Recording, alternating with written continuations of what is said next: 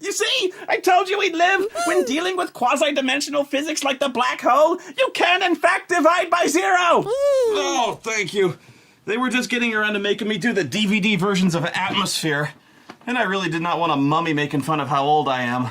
Is there anyone in the multiverse you haven't pissed off yet? I mean, I've tried crushing entire cities with a giant walking battle robot, and online surveys still rate me more huggable than you. Well, you're still here. Oh, I've always been here.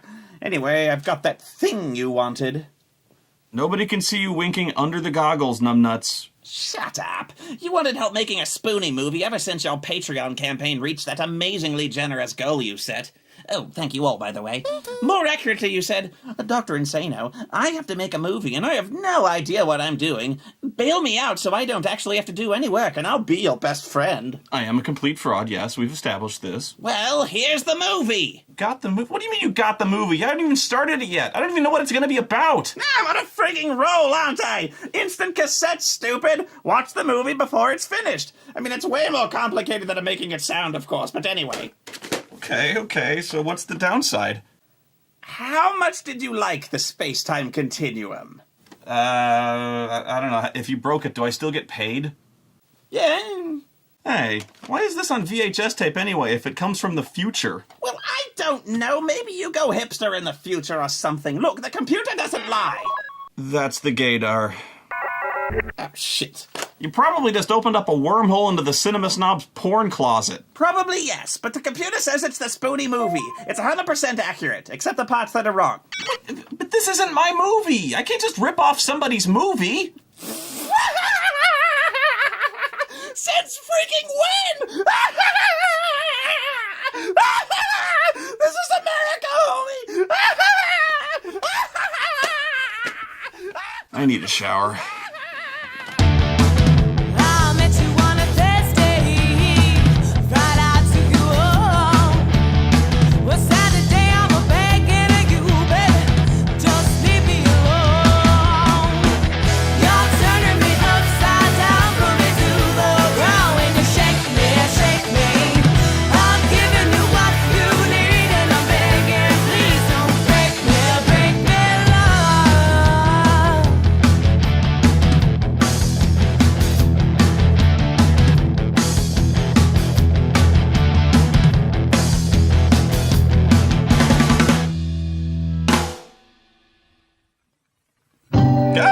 We now join our massacre already in progress. This really is the absolute first thing we see in the movie. Boom! Massacre! Do we lie, people, huh? You're at the crossroads of your life. Crossroads of your life. A runner chasing dreams that could come true. Oh, come on! You can't have a massacre set to tender music. I thought you were legally required to use Drowning Pool. Already this is a bad sign because the only kinds of movies that do ultraviolence to gentle, uplifting melodies are either pretentious crap or some really fucked up shit. Of course, the massacre isn't really going on now, but they're showing us explosions and death up front anyway, so I'm leaning towards pretentious. Why would they do this anyway? Why spoil all the money shots from later in the movie? In fact, the very first thing you see in the credits is the very last thing you see before the end credits. This would be like having the first thing you see in Star Wars be the Death Star exploding just before the opening text crawl, or reveal Darth Vader's identity in the postered episode when, fuck you, Lucas. Like the pebbles on a beach. Wait, Robert Carradine? From Revenge of the Nerds? Oh my god! This must have been some psycho prequel in the series or something where the nerds are pushed over the edge from which there is no return. This adds a whole new dark spin on the series from the beginning when you know they've already killed many times before. Another chess move to make. This song is terrible. It sounds like the theme song for a parallel universe Cinema Snob. No, in this dimension I keep all my hair. And your old camera. That thing sounds like it's run with a diesel engine. Come on, man, go digital. Like hell I will. It's analog. It has a warmer sound. Hipster. Damn straight. And you stole my movie. Actually, there is another version of Massacre at Central High. It It turns out that an alternate cut of Massacre at Central High was released in Italy under the title Sexy Genes, in which additional hardcore pornographic scenes were filmed and inserted into the film, including a rape sequence and a naked canyon sequence with Spoonie. Oh, take the movie, take it! Mere thought alone. It's a wonder the tape is able to contain footage that nightmarish and evil without bursting into flame. Hey, fuck you, Four Eyes! Not with all the lube in Vatican City, saxophone dick! How does he even know about that? Okay, so as we start, nothing has actually blown up yet, although it might be soon. Nazis love blowing stuff up. Did you do that? What did he do that? He is actively doing it! In red paint! You have literally caught him red-handed! Spooning. Explain it, make it pretty, or clean it up. Oh, I can do a pretty swastika, normally very negative symbol, but if you brighten it up a little bit, do some happy little trees. Wait, Spoonie? No good spooning. Oh my god! There's a Spoonie in this movie! Spoonie, get some soap. What the fuck, man? He even kind of looks like me with the hair and... Ah, it's freaking me out! You! What the fuck did you do to me? You know, they say insanity's doing the same thing, expecting a different result. And yet... So Spoonie runs off to go soap his swastika, and we meet this guy, and you just immediately hate him. Not only because the actor's trying to play it too cool for school and failing, but it's immediately obvious the screenwriter has no idea how human beings, especially teenagers, speak to one another. Teresa. That's a very nice name. And a very nice smile. Oh, this is so awkward! Shut up, music. This isn't sweet, it's fucking creepy. Who talks like that to someone they just met? I wanted to make love, and I think he did too. But he wouldn't, because of you. Did a fucking Martian write this? Oh, he's Dutch, same thing. Fucking Netherlands. What, you like the Dutch? They think they're so great, with all their... shit? Hey, Mark. Oh, hi, Mark. Oh my god! This student lounge at a public school is bigger and better furnished than most people's houses. This isn't a student lounge, it's a smoking lounge. I mean, check it out, it's got hardwood floors. I got it! Dutch waffles! Fuck Dutch waffles! Come to think of it, I don't even know what a student lounge is. I don't think my high school even had one, because I don't remember fucking lounging at high school. Certainly not kicking it with a Wall Street Journal on a red velour couch with my 3 other friends wearing tucked-in fucking polos, and one guy with an ugly Christmas sweater. You won't believe it, man. This place is a fucking country club. The story is that David just transferred in and discovers the whole school is being oppressed by the tyrannical regime of these 4 preppy white guys. Seriously, the whole school fears them. I mean, come on, the scariest one looks like what would happen if Fred from Scooby-Doo became a low-grade meth dealer. His old man built the school Olympic pool. The big guy has the worst posture. His gut sticking out, chest back, hands in his back pocket. He looks like a question mark. He's standing there like a big dumb blonde Urkel, which is weird since he looks like Dauber from Coach. Anyone? Coach? The show with Craig T. Nelson and... no? How old are you? You shut up! You shut up! I just had my birthday and I do not need this right now! I cannot believe the school is under the dominion of a gang that shops exclusively at Ralph Lauren. I mean, Spoonie might have to put up with this, but can you imagine them trying to pull this shit on some Crips? Shit, Los Locos would kick their ass. Los Locos kick their face. Los Locos kick their balls into outer space! Well, they would. Anyway, I guess the protagonist is supposed to be David. I think he's going for some kind of James Dean thing, but to this actor, that translates to obnoxiously chewing gum in every scene. Apparently, he knows one of the school bullies, Mark, from a long time ago, and this is something of a reunion between 2 old friends. It seems they have a long and complex history, which serves as the central relationship of the movie. We are never told what this backstory is. I know he's your friend. That's right, he's my friend. He's a good friend of yours, Mark. The best. He really cares about you. He's a friend. When I first met him, he helped me out in a jam without even knowing me. That's it. That is literally all we get. The movie's central conflict revolves around Mark and David's mutual, unwavering trust and loyalty in one another, even after years apart, not knowing if they'd ever meet again. And that friendship is so strong, they're both put in an impossible situation. Will they be able to overcome that loyalty and betray their friend? I don't know many people with friends like that. Friendships that absolute and enduring must have a hell of a story behind them. When I first met him, he helped me out in a jam without even knowing me. He helped you out of a jam? Without even knowing you, too? Oh, wow. It's amazing. Greater love hath no man than this. That's so inspiring. You know, it reminds me of one of my favorite Star Wars Extended Universe novels. Do you remember this one? It was the one about how Chewbacca swore his Wookiee life debt to Han Solo. It was so great. Actually, it wasn't so much of a novel. It was more of a leaflet. It was really short, but I memorized it because it was so good. What did it say? It said, when I first met him, he helped me out of a jam without even knowing me. And so I swore my Wookiee life debt to him.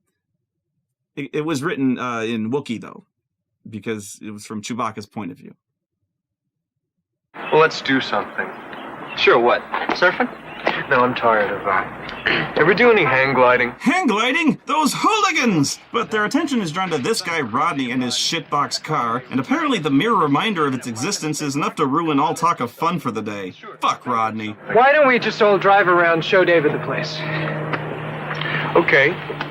Paul, we'll take your van. Really? That's the music we're going with? This sounds like an educational film about sorghum. Hey, wait a minute. Shitty elevator music? Panel van heading towards the beach? It's Reb Brown! This is Captain America 3! Ah! Dude, actually that'd be awesome if Captain America stopped the massacre at Central High. You never see it coming. Bombs are going off, people getting stabbed, then completely out of nowhere. So how were they planning on showing him the place from the back of their panel van with blacked out windows? Whatever, there's Rodney in that fucking car of his. Let's get him! When was the last time this thing was inspected, huh? Looks to me like an awfully hazardous vehicle. Wouldn't drive this car in a million years. You better check it out. It's actually kind of funny how they're not so much bullying Rodney as Rodney's car. Yeah, we don't like your face, Rodney's car. Why don't you come back when you get a transmission? First, we better check the brakes. How about reverse? Good idea. Oh, this seems like a dumb idea since none of them are testing to see if their seatbelts work. I guess we'll see if the airbags work. Oh shit, it's the 70s. Oh god, the whiplash! I need a hospital to see if neck surgery works. David very quickly sees how widespread and violent the bullying has gotten, like in gym class when they force a stocky kid up a rope with a knife up his butt, and of course, the old reliable, the dreaded wet towel snapping. It's no joke, man. I knew a couple of assholes who could lash out wet towels like a fucking bullwhip. Well, with students being openly assaulted with knives, David does the sensible thing and informs the authorities. Well, he doesn't, but I'm sure he would if he could find one. Seriously, try and spot a single teacher in this school. But the bullying really bothers him, so he tracks down Rodney and offers to help fix his car. Hey, that's solid. And oh, this really bugs the Dark Scoobies. Evil Fred calls an emergency meeting in the Dark Mystery Machine specifically to address the growing problem of David and, not kidding, his stern, disapproving looks. He's just aloof. That's his nature. It's also his nature to butt in where he shouldn't from the day he arrived. He just doesn't understand how this place works yet. But if he could be turned, he would be a powerful ally. I'll talk to him. It'll all work out. I hope so. Mike tries to talk to David about joining up with the bullies. I'm not really sure how he's supposed to sell this one, you know? Like, hey, come on, David. When you stop and think about this, we're the victims here. Have you seen that Spoonie guy's videos? Gah! Look, I know what you're thinking, but you gotta understand. I mean, we're sticking switchblades up fatties' asses for the greater good, man. You saw what Oscar was able to achieve. Oh, but it wouldn't be bullying if they didn't hassle some good old-fashioned nerds. And who better than Arthur, King Nerd, working in the school library? Yes, gentlemen. May I be of some assistance? No, thank you, Arthur. Just here to give you a wedgie and fart on your lunch as usual. Yeah, I'm returning a book. Certainly. I'm afraid it's overdue. That would be 20 cents. Oh, Arthur. Man. Just think about how often these guys come in here to hassle him, and yet he still says shit this stupid. Really, he ought to be overjoyed they returned a book at all, instead of just keeping it and tearing out pages and using them to roll joints. Another part of me wonders if the bullies checked out this book specifically to return it 2 days late, just to see if Arthur would be such an officious, oblivious, naive dork as to charge them 20 cents in late fees. If so, this scene is amazing. Please understand, I didn't devise the school's archaic policy toward overdue material, and I gain no personal financial reward from collecting the requisite funds, but... My God, shut up! The first Blue Power Ranger wasn't this obtuse. I mean, not to blame the victim here, but it's 20 fucking cents! Let it go, man! The library will survive somehow! I've known Arthur for 20 fucking seconds, and I want to kick this guy's ass! Whoa, and they don't just dump his books, they dump all the books in the library on him. Good. Hey, Arthur, maybe when you're picking all that shit up, you'll find a book about where you can get yourself a clue. Oh, and the bullies even rule the pool. And they prove it by firmly telling Spoonie to get out of the pool. Okay! Everybody out! Hey, Spoonie! Out! So he does! Hey, gotta say, Spoonie's in good shape. I need to start swimming again. Also, this Spoonie has swim trunks with an S symbol on the left leg. He's got branded Spoonie swimwear. That's a good idea. What the hell's the matter with all of you? You like this place the way they run it? No way. Look, man, the scene around here is a real bummer. Kind of a bummer, yeah. I mean, Mary and Jane here are getting gang raped, so their day's basically shot. Call for help? No, that's just what they'd expect me to do. So that's your idea of a good fuck, huh, Bruce? Really? That's her reaction to seeing a rape in progress on her two best friends. The same reaction of a second-grade teacher returning to an unruly classroom. So this is your idea of sitting quietly and reading the assignment quietly while I'm out, huh? Oh, what's wrong, Craig? You can't get it up for an audience? Oh, well, I guess attempting to shame them was the wrong approach. No, don't you dare scream for help! Hey, Bruce, why the hell are we doing this on school campus? This sort of goes way past dumping Arthur's books, you know? Who is it? Hey, open up, it's Mark. Mark's got a shitty voiceover mic. Oh, damn! David's got a lightning-fast left cross, man. Yeah, good luck subduing two women at once who weigh just as much as you, Stretch. Hey, look, today's lesson was on Australia. And just like that, the bullies get crushed, and they had 3-on-1 odds. Ouch! Hey, can I give you a lift home or something? No thanks, we'll manage. And then bizarrely, the space-age polymer short film music starts up again. This is like the least appropriate music I can think of to capture the swirling tempest of emotions that must be consuming these characters right now following this brutal attack and escape. The trauma of personal violation, the relief of having escaped, the fear of reprisal, anger at their attackers, gratitude, empowerment, powerlessness, and confidence that there's a bright future in solar energy thanks to 3M's new photovoltaic power cell technology. These power cells employ ultra-thin silicon discs with a revolutionary coating material to focus on the enormous fucking boom mic. Oh yeah! Why are you following me? I was worried about you. What do you want? An applause for your Sir Lancelot act? Yeah. Look, I'm sorry. That's the only way I know. That's the way I am. Alright, I'm sorry, you're right. Clearly, you had that under control. Later on, David's fixing Rodney's car when, surprise, the bullies show up for revenge. And David's reaction to this is... Come on, David, don't disappoint us. I'm afraid I have to. I've got work to do. boredom. Get out of there. Go to hell. You're not talking to one of your stooges. No, they're talking to a moron who's trapped under a car and virtually helpless and really should have been at least somewhat concerned about three violent psychopaths he just got into a fight with showing up, clearly looking to harm him again. Fuck it. I'll get you out. Oh, man! They dropped a car on his leg! It is gonna be jacked up! So, call the cops? Nope. I wonder if he's learned his lesson. You bet he has. He was even too scared to tell him we're there. Maybe he'd be willing to join us. That's why he kept his mouth shut. Join you? I don't know, maybe. You think he's still mad? Hey, we could invite him to go hang gliding with us, you know? Well, he could go if he still had two functioning legs. Oh, shit, he's still mad, isn't he? Oh my God! The death of Frank Stallone.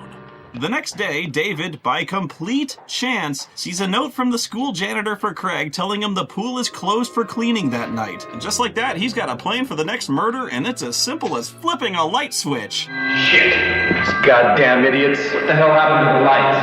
Oh well, who the fuck needs them?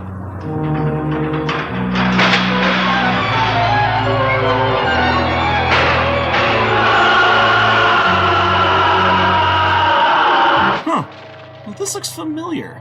Doing drugs is like being on top of the world. You just better know what you're jumping into.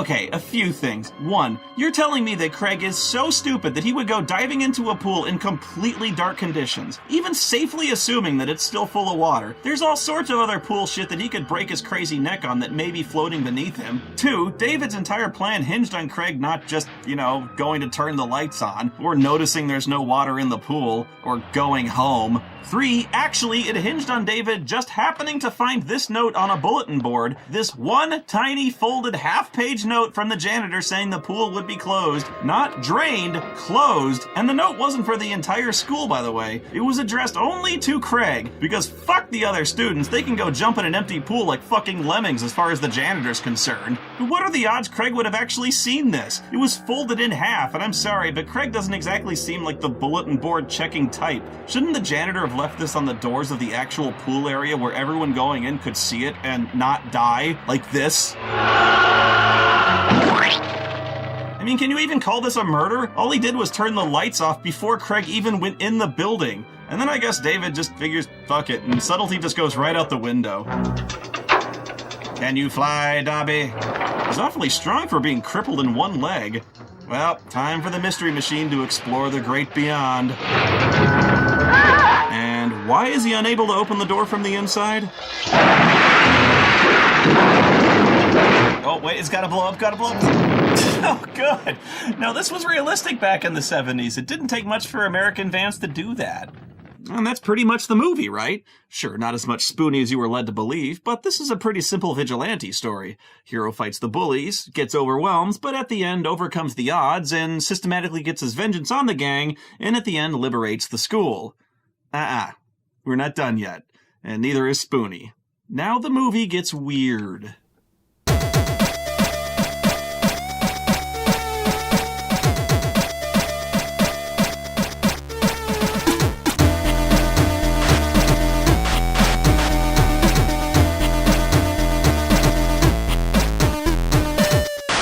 Will he be coming back to school? I suppose so. Is it a permanent injury? Must be. It was my car. Cast iron Ford's really heavy. Oh, yeah, heavy. Bruce, the guys are coming.